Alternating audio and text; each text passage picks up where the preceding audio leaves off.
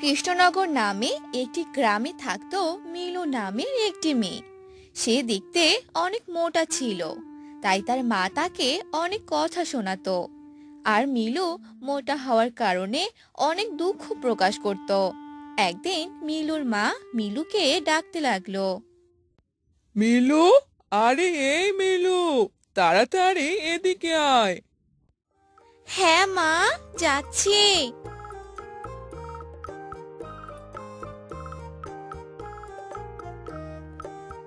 কি রে, এত দেরি হয় তোর আসতে? এত দেরি হলো কেন রে? ও, আর হবেই না বা কেন? তুই যে মোটা, তোর আসতে তো দেরি হবেই। এভাবে তুমি কেন বলছো মা? আমি তো তোমারই মেয়ে। হয়েছে, থাক, এইসব আর বলতে হবে না। যা, এখন কাজ কর গিয়ে। একটু তাড়াতাড়ি কাজ করিস, আরো অনেক কাজ বাকি আছে। ঠিক আছে মা। মিলু কাজ করতে চলে যায়। মিলু অনেক মোটা থাকায় তার কাজ করতে অনেক সময় লাগে। এ নিয়েও মিলুকে অনেক কথা শুনতে হয়। মিলুর মা মিলুকে বিয়ে দেওয়ার কথা ভাবে। এই অলক্ষণে মেয়েটাকে নিয়ে কি যে করব ভেবে পাচ্ছি না। কেউ তো পছন্দই করছে না।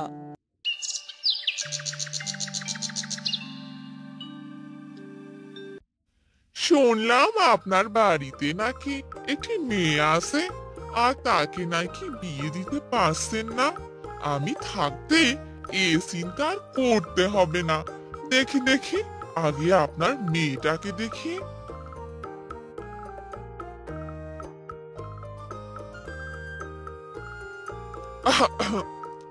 এই আপনার মেয়ে?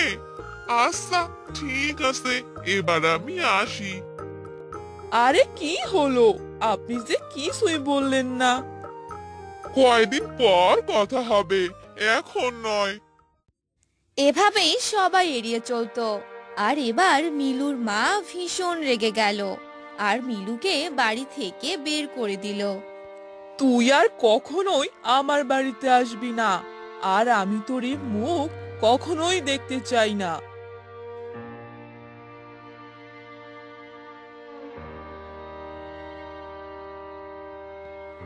এসব শুনে মিলু কাঁদতে কাঁদতে সেখান থেকে চলে গেল।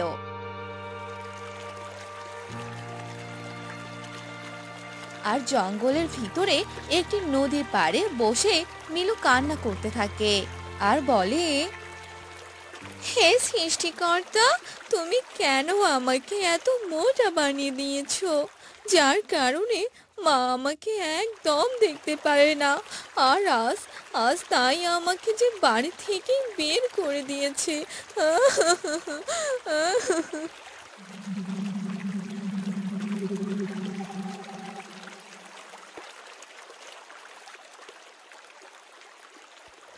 কে তুমি? আর তুমি এভাবে কান্না কেন করছো? কি হয়েছে তোমার? আমি মিলু। আমি যে অনেক মোটা, এজন্য কেউ আমাকে দেখতে পারে না। সবাই আমাকে অনেক কথা শোনায়। আমার মাঝে আমাকে বাড়ি থেকেই বের করে দিয়েছে। এখন আমি কোথায় যাব? এভাবে কান্না করো না মিলু। আমাদের সবকিছুই যে সৃষ্টিকর্তার দেয়া। তবে আমি তোমাকে থাকার একটা ব্যবস্থা করে দিতে পারি। এসব শুনে মিলু ভীষণ খুশি হয়ে গেল। আর সেই মৎস্যকন্যা মিলুকে দুইটি ফল দিল। একটি ছিল আম আর একটি ছিল আপেল। এ কি, তুমি তো আমাকে থাকার ব্যবস্থা করে দিতে চেয়েছিলে, কিন্তু তুমি তো আমাকে দুটো ফল দিয়ে দিলে। হ্যাঁ, এই ফল দুটোই তোমাকে সাহায্য করবে।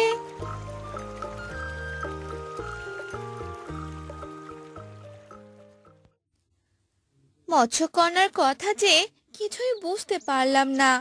এই দুটো ফল আমাকে কি করে সাহায্য করবে? এই বলে মিলু ফলগুলোকে নিচে রেখে দেয় আর তখনই দুই ফল থেকে দুইটি বাড়ি তৈরি হয়ে যায়। এসব দেখে মিলু তো অবাক হয়ে যায়। আরে, এসব আমি কি দেখছি? এ তো দুই ফলের বাড়ি।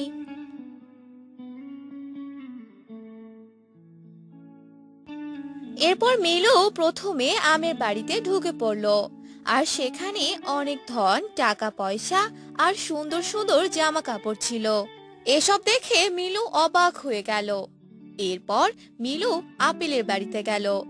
সেখানে শুধু একটি বিছানা আর কিছু খাবার ছিল। তখন মিলু বলল, আমি এই আপেলের বাড়িতেই থাকবো।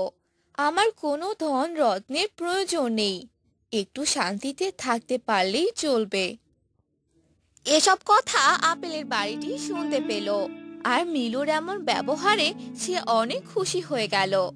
আর সেই আপেলের বাড়িটি কথা বলতে লাগলো। মিলু, তুমি অনেক ভালো, যার কারণে তুমি আমার বাড়িটি পছন্দ করেছো। অন্য কেউ হলে তো আমার বাড়িটি পছন্দ করতো না, কারণ সেখানে অনেক ধন রত্ন ছিল, আর এগুলো কিছুই তুমি নাওনি। আর আমার বাড়িতে এমন কিছুই নেই। হ্যাঁ, কারণ ওগুলো কিছুই আমার চাই না। আমি সুন্দরভাবে, সুস্থভাবে জীবনযাপন করতে চাই। তোমার কথা শুনে আমি অনেক মুগ্ধ হয়ে গেছি। তুমি এখন থেকে এই বাড়িতেই থাকবে। আর তোমার যা প্রয়োজন হবে তুমি আমের বাড়ি থেকে নিয়ে আসবে। আমের বাড়ি থেকে নিয়ে আসবো? কিন্তু এটা কেন করব? কারণ ওই বাড়িটাও যে আমার। তুমি তোমার পরীক্ষায় জিতে গেছো। এসব শুনে মিলু অনেক খুশি হয়ে গেল।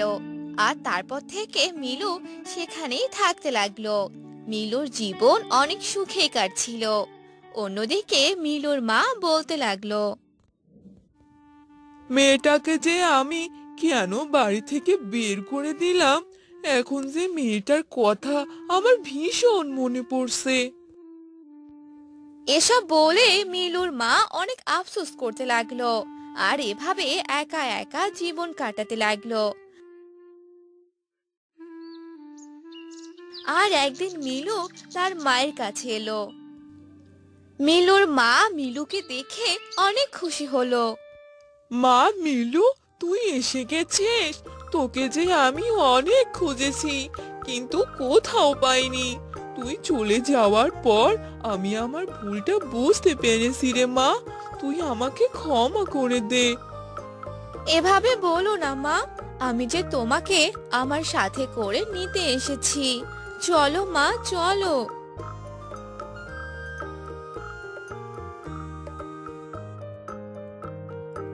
মিলু তার মাকে দুই ফলের বাড়িতে নিয়ে আসে। দুই ফলের বাড়ি দেখে সে অবাক হয়ে যায়। আর এরপর থেকে মিলু তার মাকে নিয়ে দুই ফলের বাড়িতে সুখে পাড়া গ্রামে এক দম্পতি বাস করত। তাদের মধ্যে ছিল অনেক মিল ভালোবাসা।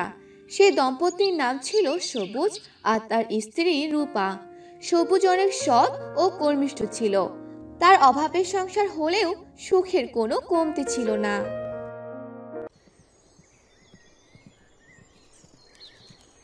রূপা, রূপা, ওগো রূপা, কোথায় তুমি? হ্যাঁ গো, কি হয়েছে? এভাবে ডাকছো কেন? আমি তো কাজ করছি। আরে দেখো, আগে তোমার জন্য সুন্দর শাড়ি নিয়ে এসেছি। ও মা, দেখি দেখি। বাহ, অনেক সুন্দর। কিন্তু তোমার কাছে তো অত টাকা নেই। শুধু শুধু শাড়িটা নিতে গেলে কেন? আরে টাকা তো অনেক রোজগার করতে পারবো, কিন্তু বউয়ের এই হাসিটা মন ভালো করে দেয়, বুঝতে পেরেছো? হয়েছে হয়েছে, তোমার যা কথা। যাও, হাত মুখ ধুয়ে আসো, আমি তোমাকে খেতে দিচ্ছি। এরপর সবুজ হাত মুখ ধুতে যায়। কিছুক্ষণ পর সে খেতে আসে আর খেয়ে শুয়ে পড়ে। এভাবে তাদের সুখে দিন কাটছিল। একদিন রমেশ সবুজকে খুঁজতে আসে। সবুজ ভাই, সবুজ ভাই, বাড়িতে আছে? কে কে ডাকছে? ও, রমেশ ভাই, উনি তো বাড়িতে নেই। কি দরকার আমাকে বলুন, বাড়িতে আসলে আমি বলে দিব। আসলে ভাবি, আমার জমির ফসল তুলতে হবে। যদি সবুজ ভাই আমার জমিতে কাজ করতো। হ্যাঁ হ্যাঁ, সমস্যা নেই, ও আসলে আমি বলবো এখন। আচ্ছা ঠিক আছে ভাবি, কাল কাজে যেতে বলিয়ে। এ কথা বলে রমেশ চলে যায়। অন্যদিকে সবুজ বাসায় ফিরছিল। হঠাৎ সে দেখে এক বৃদ্ধা ফলের ঝুড়ি মাথায় নিয়ে ফিরছে। ইস, এই বয়সে আর কত কাজ করব? ফলে ঝুড়ি নিয়ে যে হাঁটতেই পাচ্ছি না। পোড়া কপাল আমার। কি ব্যাপার দাদিমা, কোথায় গিয়েছিলে গো? আর এত ভারী ফলের ঝুড়ি নিতে তোমার কষ্ট হচ্ছে বুঝি? তার বলতে, এই বয়সে আর কি করব? ছেলে তো ভাত কাপড় দেয় না, তাই নিজেই কাজ করে খাই। চলতে না পারলেও কষ্ট করে চলতে হয়। ইস, তোমার কত কষ্ট গো। দাও, ফলের ঝুড়িটা আমাকে দাও, আমি এগিয়ে দিয়ে আসি। এরপর সবুজ বৃদ্ধাকে তার বাড়ি অবধি পৌঁছে দিয়ে আসে। সবুজ অনেক ভালো মনের মানুষ, সবার আপদে বিপদে পাশে থাকতো। এরপর সবুজ তার বাড়িতে চলে যায়। কি গো, আজ তোমার ফিরতে এত দেরি হলো কেন? আর বলিও না, আমাদের গ্রামে দাদিমা বড্ড অসহায়, অনেক কষ্ট করে নিজের পেট চালায়। আমারও তো সামর্থ্য নেই যে দাদিমার ভরণ পোষণের দায়িত্ব নিব। দাদিমাকে তার বাড়িতে এগিয়ে দিয়ে আসলাম, তাই দেরি হলো গো। তা বেশ করেছো, রমেশ ভাই এসেছিল, কাল কাজে ডেকেছে। ভালোই হলো, একটা কাজ পেয়েছো। হ্যাঁ গো, কাজ না পেলে যে সংসারে বড্ড টানাটানি। এভাবেই তাদের সুখ দুঃখে সংসার চলছিল। পরের দিন সবুজ কাজ শেষ করে জঙ্গলের পথ দিয়ে বাড়ি আসছিল। হঠাৎ সে দেখতে পেল একটি পাথরে মূর্তি দাঁড়িয়ে আছে। আর সে ভালো করে দেখলো যে অর্ধেক মানুষ আর অর্ধেক শরীর পাথর হয়ে আছে। এরপর সবুজ সে অর্ধেক মানুষ আর অর্ধেক পাথরের মেয়েটির দিকে এগোয়। সে কি মেয়ে, তুমি এই জঙ্গলে কি করছো? আর তোমার শরীর অর্ধেক পাথর হয়ে আছে কেন? সে আর বলিও না, আমি একদিন এই গ্রামে ঘুরতে আসি। ঘুরতে ঘুরতে এই জঙ্গলে চলে আসি। এক সাধু বাবা ধ্যান করছিল, আর সামনে ছিল অনেক ফল। আমি খুবই ক্ষুধার্ত ছিলাম, তাই সেখান থেকে চুপি চুপি একটা ফল নিয়ে খাই।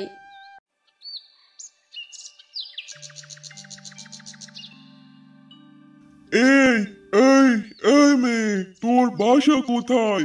তোর এত বড় সাহস, আমার ধ্যান ভেঙে দিলে, আবার আমার ফল চুরি করে খেয়েছিস। আজ তোর একদিন কি আমার একদিন। সাধু বাবা, আমি খুব ক্ষুধার্ত ছিলাম, আমাকে ক্ষমা করে দিন। না, তোর কোনো ক্ষমা নেই। আমি তোকে অভিশাপ দিলাম, তুই আজ থেকে অর্ধেক পাথর হয়ে থাকবি।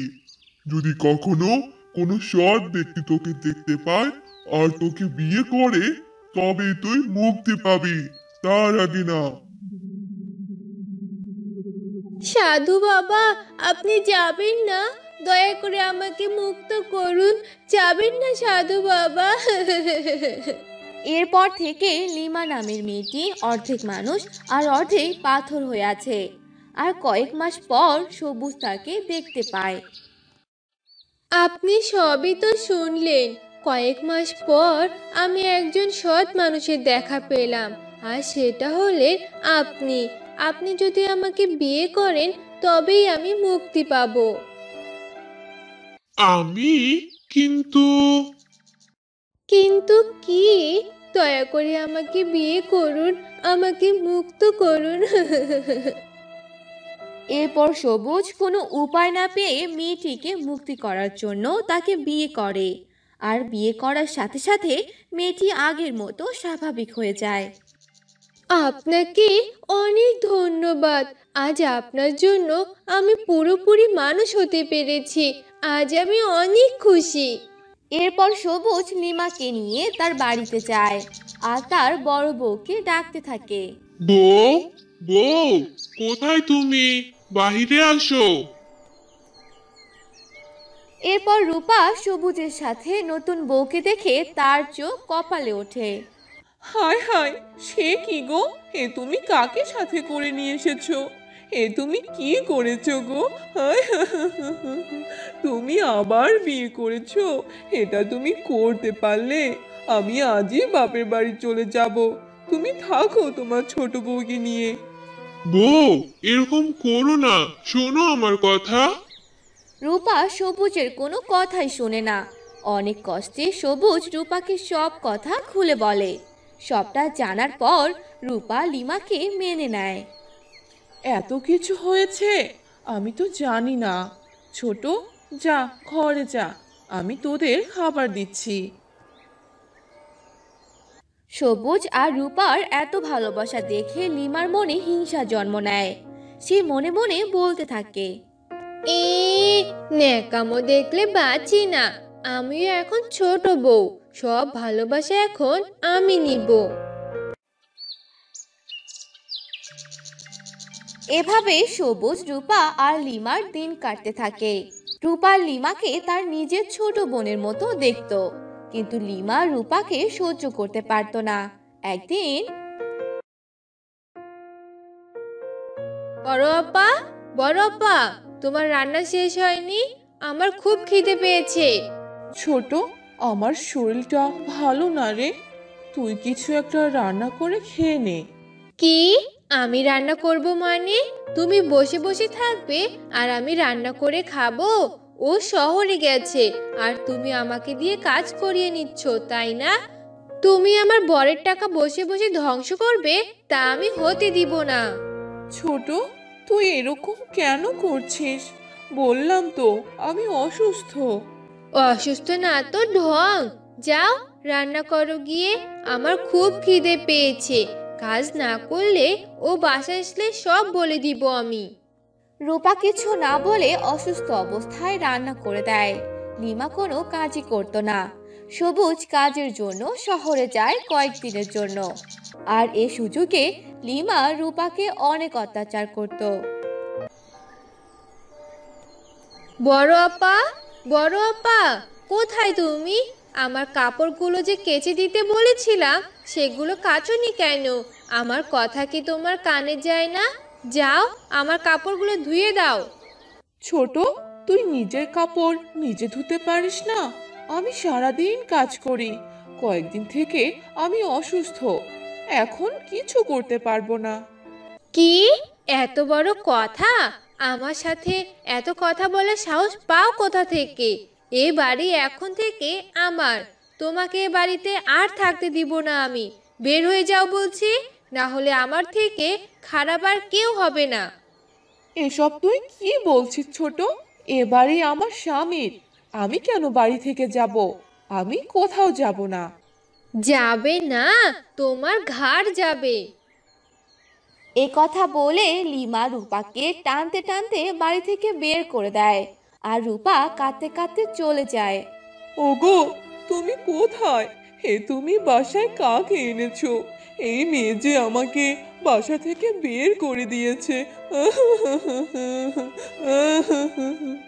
রূপা মনে অনেক কষ্ট নিয়ে তার বাবার বাসায় চলে যায়। এদিকে দুদিন কেটে যায়। সবুজ বাসায় ফিরে তার বড় বউ করে রূপাকে ডাকতে থাকে। বড় বউ, বড় বউ, কোথায় তুমি? দেখো, আমি তোমাদের জন্য কি নিয়ে এসেছি। কি গো, কোথায় তুমি? বের হচ্ছ না কেন? বউ, বউ।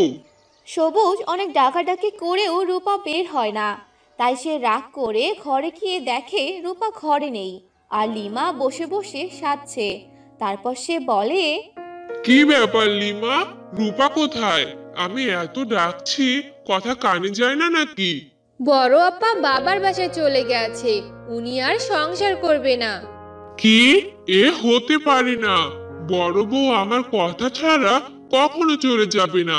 আমি বুঝতে পেরেছি, এসব তোমার কাজ। এরপর সবুজ রূপাকে নিতে যায় আর রূপাকে বাড়ি নিয়ে আসে। রূপা সব কথা সবুজকে খুলে বলে। সব শুনে সবুজ অনেক রেগে যায়। ছি লিমা, তুমি এত নিচে নামবা ভাবতে পারিনি। তুমি আমার সংসার এলোমেলো করে দিয়েছো। তোমাকে এ বাড়িতে আর রাখবো না। বের হয়ে যাও, যা বলছি এখান থেকে। এরপর লিমাকে বের করে দেয় আর লিমা আগের মতো আবারও পাথর হয়ে যায়। আর অহংকারের কারণে তার আবারও এই পরিস্থিতি। এদিকে সবুজ আর রূপা আগের মতো শান্তিনগর নামে একটি গ্রাম ছিল। সেই গ্রামে রহিমা নামের একটি মহিলা বাস করত। তার দুজন ছেলে ছিল। তাদের নাম ছিল লালু আর শালু। তাদের বাবা অনেক আগে মারা যায়। একদিন রহিমা ভীষণ অসুস্থ হয়ে পড়ে।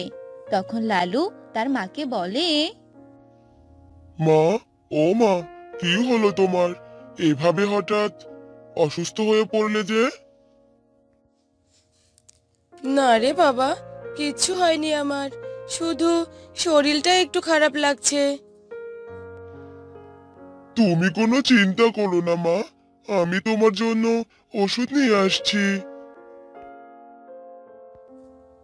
এই বলে লালু বাজারে চলে গেল আর কিছু ওষুধ কিনে আনলো আর তার মাকে খাইয়ে দিল। এভাবে কিছুদিন চলে গেল। লালু ছিল অনেক ভালো। সে তার মাকে অনেক ভালোবাসতো আর তার অনেক খেয়াল রাখতো। আর শালু ছিল অনেক হিংসুটে, কারো সাথে ভালো ব্যবহার করতো না। আর একদিন হঠাৎ করে রহিমা অসুস্থ হয়ে পড়ে। মা, এ কি হলো তোমার? আজকে তো তুমি আরো বেশি অসুস্থ হয়ে পড়লে। চলো মা, তোমাকে ডাক্তারের কাছে নিয়ে যাই। না রে বাবা, ডাক্তারের কাছে যাওয়ার সময় নেই। আমার যে অনেক খারাপ লাগছে। তোদের দুজনকে আমি কিছু কথা বলতে চাই। হ্যাঁ মা, বলো, কি বলবে তুমি? আমি চাই তোরা দুই ভাই সব সময় একসাথে থাকবি, কখনো ঝগড়া করবি না, সব সময় মিলেমিশে থাকবি। এই কথা বলেই তাদের মা মারা গেল। লালু আর শালু কান্না করতে লাগলো। মা, তুমি কেন চলে গেলে মা? আমরা যে এখন একা হয়ে গেলাম মা। এভাবে কাঁদিস না দাদা, যা হবার তা তো হয়ে গেছে। চল এবার সবকিছুর ব্যবস্থা করে ফেলি। এরপর তারা দুই ভাই তার মাকে মাটি দিয়ে দেয়। আর এরপর অনেকদিন কেটে যায়। তখন লালু শালুকে বলে, শালু, চল বাহিরে যাই। আমাদের যে একটা কাজের ব্যবস্থা করতে হবে। কাজ না করলে আমরা খাবো কি? হ্যাঁ দাদা, তুমি ঠিক কথাই বলেছ। চলো আমরা কোনো কাজের ব্যবস্থা করে আসি। এরপর তারা দুজন বাহিরে বের হলো আর মোড়ল মশাইয়ের বাড়িতে গেল। কিন্তু মোড়ল তাদের কোনো কাজের সন্ধান দিল না। তখন তারা দুই ভাই হাঁটতে লাগলো। তখন শালু বলল, দাদা, মোড়ল চাচা যে আমাদের কোনো কাজ দিল না, এখন আমরা কি করব? জানি না রে শালু, এখন আমরা কি যে করব। চল আর একটু সামনে গিয়ে দেখি। এসব বলে তারা দুজন হাঁটতে থাকে। হাঁটতে হাঁটতে তারা একটি জঙ্গলের কাছে চলে গেল। তখনই শালু বলে উঠল, আরে দাদা, আরো কোথায় যাচ্ছিস? সামনে তো বিশাল বড় জঙ্গল, আর ভিতরে যাওয়া যাবে না। চল ওই গাছটায় গিয়ে বসি। আচ্ছা, চল। এরপর তারা সে গাছটায় গিয়ে বসে পড়লো। তখনই সেখানে একটি বুড়ি চলে এলো।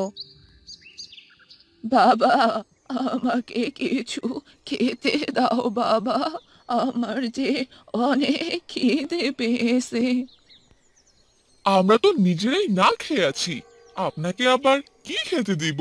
যান তো এখান থেকে। আরে শালু, এভাবে কেন কথা বলছিস?